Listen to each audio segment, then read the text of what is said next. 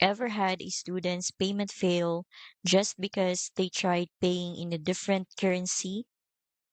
Those mismatched transactions can quietly cost you international enrollments and lower your conversion rates.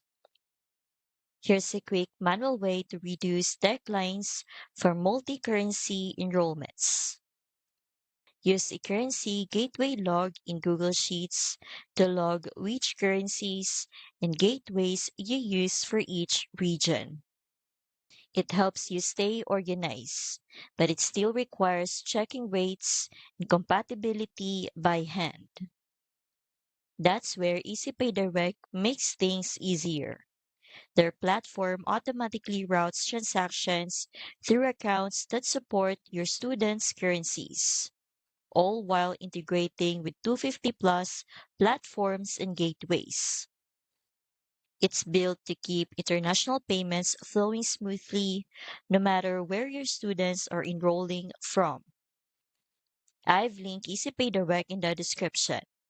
Check it out to see how transaction routing keeps your payments consistent and compliant. Don't lose enrollments to currency mismatches or declined payments.